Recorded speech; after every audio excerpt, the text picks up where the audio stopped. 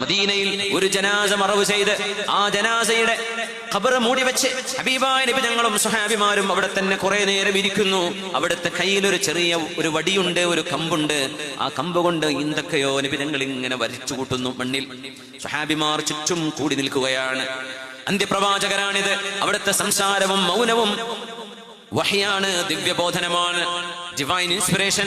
ഹബീബായ നബി തങ്ങൾ മാ യൻതിഖു അനിൽ ഹവാ ഇൻ ഹുവ ഇല്ലാ വഹ്യുൻ യൂഹാ, അല്ലാഹു നൽകുന്ന ദിവ്യബോധനമല്ലാതെ അവിടുന്ന് സംസാരിക്കുകയില്ല. ആ മൗനം സ്വഹാബിമാർ നിരീക്ഷിക്കുകയാണ്. നബി തങ്ങൾ വരച്ചുകൊണ്ടിരിക്കെ അവരോട് പറയുന്നു, സ്വഹാബിമാരെ വദിത്തു, ഞാൻ കൊതിച്ചു പോവുകയാണ്, ലൗ റഅയ്തു ഇഖ്വാനി, എന്റെ സഹോദരങ്ങളെ എനിക്കൊന്ന് കാണാൻ പറ്റിയിരുന്നെങ്കിൽ. അവർ ചോദിച്ചു, നബിയേ അവലസ്നാ ഇഖ്വാനക യാ റസൂലല്ലാഹ്, നബിയേ ഞങ്ങൾ അങ്ങയുടെ സഹോദരങ്ങളല്ലയോ?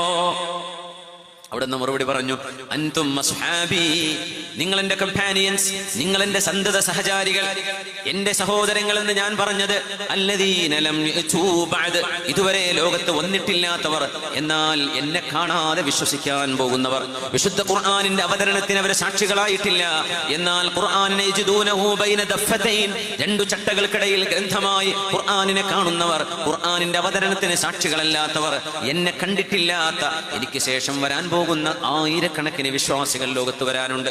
അവരെക്കൊന്ന് കണ്ടെങ്കിലെന്ന് കൊതിച്ചു പോവുകയാണ്. ഹബീബായ നബി തങ്ങൾ അവരോട് പറയുന്നു, ആ പിൻഗാമികളിൽ ആരെങ്കിലും ഒരാൾ നന്മ ചെയ്താൽ 50 ആളിന്റെ കൂലിയാണ് അല്ലാഹു അവർക്ക് കൊടുക്കുന്നത്.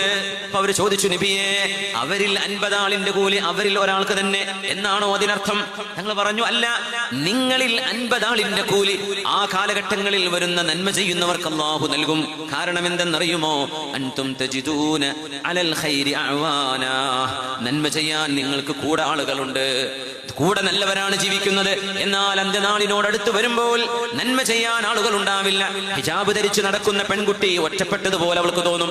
ശരീരം മറച്ച് നടക്കുന്നവൾ, ഞാൻ മാത്രം എന്റെ ഒരു വ്യത്യസ്ത, എല്ലാവരും ശരീരം അഴിച്ചു നടക്കുന്നവര്, ഞാൻ മാത്രം ഒരു ഹിജാബി പെണ്ണ്. കൂട്ടുകാര് എല്ലാവർക്കും ഗേൾ ഫ്രണ്ടും ബോയ് ഫ്രണ്ടുമായി നടക്കുമ്പോ, മദ്യവും ലഹരിയുമായി നടക്കുമ്പോ, എനിക്കത് വേണ്ട, അല്ലാഹു അരുതെന്ന് പറഞ്ഞത് എന്റെ വായിലേക്ക് ഞാൻ വെക്കില്ലെന്ന് ശപഥം ചെയ്ത ഒരു ചെറുപ്പക്കാരനെ അവനൊരു ആണാണോ എന്ന് ചോദിക്കുന്ന കാലഘട്ടം. നിങ്ങൾ ജീവിക്കുന്ന പോലെയല്ല അവര് ജീവിക്കാൻ പോകുന്നത്. നിങ്ങൾക്ക് നന്മക്ക് സഹായികളുണ്ട്, അപ്പൊ അത് എളുപ്പമാണ്. എല്ലാവരും ഹിജാബ് ധരിക്കുന്ന പെണ്ണുങ്ങള്, എല്ലാവരും തഖ്വയുള്ള മുഅ്മിനീങ്ങൾ. എന്നാൽ ആശ്വാസമല്ലാത്ത സ്വഭാവങ്ങൾ നാട്ടിലാകെ പരക്കുകയും നന്മ ചെയ്യുന്ന ആളുകൾ വിരലിലെണ്ണാവുന്നവരായി ചുരുങ്ങുകയും, നന്മ ചെയ്യുന്നവരെ ഒരു വേറിട്ട കണ്ണോടെ അവരുടെ ക്യാമ്പസുകളിൽ അവരുടെ കൂടെ പഠിക്കുന്ന വിദ്യാർത്ഥിനികൾ ഇവനൊരു ആണാണോ ഇവളൊരു പെണ്ണാണോ എന്ന് ചോദിക്കുന്ന സമയം, നന്മയിൽ ജീവിച്ചതിന്റെ പേരിൽ മാത്രം തിന്മ ചെയ്യാത്തതിന്റെ പേരിൽ സ്വർഗഭോഗികളായി ജീവിക്കുമ്പോ അത് വേണ്ടെന്ന് വിചാരിക്കുന്നവരെ പോലും വ്യത്യസ്തരായി കാണുന്ന ഒരു ലോകത്ത് അല്ലാഹു പറഞ്ഞ പോലെ ജീവിക്കുന്ന ആണിനും പെണ്ണിനും സ്വഹാബികളിലെ 50 ആളിന്റെ കൂലി അല്ലാഹു നൽകാൻ പോകുന്നുവെന്ന് റസൂലുള്ളാഹ് സ്വല്ലല്ലാഹു അലൈഹി വസല്ലം. അതുകൊണ്ട് നിരാശപ്പെടരുത്.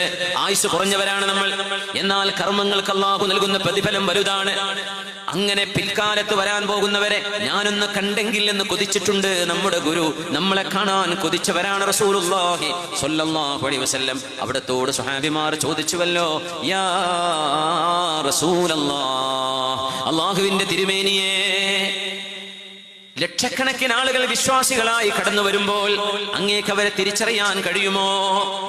നാളെ പരലോകത്ത് ഞങ്ങളുടെ കാലശേഷം അങ്ങയെ കാണാതെ ഇവിടെ വന്ന് മുസ്ലിമായി ജീവിച്ചു പോകുന്ന ആണിനെയും പെണ്ണിനെയും നബിയെ അങ്ങേക്ക് തിരിച്ചറിയാൻ കഴിയുമോ എന്ന് ചോദിച്ചതിന് ഹബീബ് കൊടുത്ത മറുപടി, അറഅയ്തും, നിങ്ങൾ എന്നോട് പറഞ്ഞു തരൂ, നിങ്ങളിൽ ഒരാൾക്ക് നല്ല കറുകറുത്ത കുതിരകളുണ്ട് എന്ന് വിചാരിക്കുക. ആ കറുകറുത്ത കുതിരകൾക്കിടയിൽ നെറ്റിയിലും കൈകാലുകളിലും വെളുപ്പ് നിറമുള്ള കുതിരകളെ ആ ബ്ലാക്ക് ഹോഴ്സിന്റെ ഇടയിൽ നിന്ന് തിരിച്ചറിയാൻ വല്ല പ്രയാസവും ഉണ്ടാകുമോ? ഇല്ല നബിയെ, എല്ലാം കറുത്തത്, അതിനിടയിൽ നെറ്റിയിലും കൈകാലുകളിലും വെളുപ്പ് നിറമുള്ള കുതിരകളെ പെട്ടെന്ന് തിരിച്ചറിയാൻ കഴിയുന്ന പോലെ എന്റെ ഉമ്മത്തികൾ നാളെ വരുന്നത് വുദൂ ചെയ്തതിന്റെ പേരിൽ അവരുടെ മുഖങ്ങളിലും വുദൂഇന്റെ വെള്ളം തട്ടിയിടങ്ങളിലും പ്രകാശമുള്ളവരായിട്ടാണ് എന്റെ അനുയായികൾ നാളെ വരുന്നത്. കോടിക്കണക്കിന് വരുന്ന അവിശ്വാസികൾക്കിടയിൽ നിന്നും എന്റെ ഉമ്മത്തികളെ ഞാൻ തിരിച്ചറിയുമെന്ന് അഷ്റഫുൽ ഖൽഖ് റസൂലുള്ളാഹ് സ്വല്ലല്ലാഹു അലൈക യാ സയ്യിദി യാ റസൂലല്ലാഹ്, സ്വല്ലല്ലാഹു അലൈക യാ സയ്യിദി യാ ഹബീബല്ലാഹ്, സ്വല്ലല്ലാഹു അലൈക യാ സയ്യിദി യാ ഖൈറ ഖൽഖില്ലാഹ്.